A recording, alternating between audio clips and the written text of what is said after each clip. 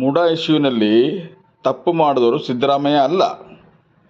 ಯಾರು ಮಾಡಿದರು ಹಂಗಾದ್ರೆ? ಸಿದ್ದರಾಮಯ್ಯನ ಹೆಂಡತಿ ಪಾರ್ವತಿಯವರು ಮಾಡಿದ್ದಾರೆ.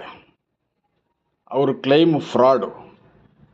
92ರಲ್ಲೇ ಅಕ್ವಿಸಿಷನ್ ಮಾಡಿ ಡಿನೋಟಿಫೈ ಮಾಡಾಯಿತು. ನಿಂಗ ಅಲಿಯಾಸ್ ಜಾವರೆ ಅವರು ತೀರ್ಕೊಂಡ್ಬಿಟ್ರು. ಆಮೇಲೆ 2004ಅಲ್ಲಿ ಯಾರೋ ದೇವರಾಜು ಅನ್ನೋರು ಮಲ್ಲಿಕಾರ್ಜುನ ಸ್ವಾಮಿಗೆ ಸೇಲ್ ಮಾಡ್ತಾರೆ. ಅವ್ರು ಏನು ಮಾಡ್ತಾರೆ, ಖಾತಾ ಕೂಡ ಅಕ್ಟೋಬರ್ 10, 2004ಅಲ್ಲಿ ಚೇಂಜ್ ಆಗೋಗಿದೆ. ಆಮೇಲೆ conversion of land agriculture non agriculture ಅದು ಆಗಿರೋದು 2005ಅಲ್ಲಿ. 20 ಅಕ್ಟೋಬರ್ 2010ನಲ್ಲಿ ಗಿಫ್ಟ್ ಡೀಡ್ ಕೊಟ್ಟಿದ್ದಾರೆ. 2014ನಲ್ಲಿ ಮುಡಾಗೆ ಇವರು ಬಂದು ಪಾರ್ವತಿಯವರು ಕೇಳ್ತಾರೆ, ಲ್ಯಾಂಡ್ ಆಲ್ರೆಡಿ 92ನಲ್ಲೇ ವಾಪಸ್ ಕೊಟ್ಟಾದ ಮೇಲೆ ಮುಡಾ ಎಲ್ಲಿಂದ ಬಂತು? ಮುಡಾ ಅಕ್ವಿಸಿಷನ್ನೇ ಮಾಡಿಲ್ಲ ಅಂದರೆ ಇದು ಫ್ರಾಡು.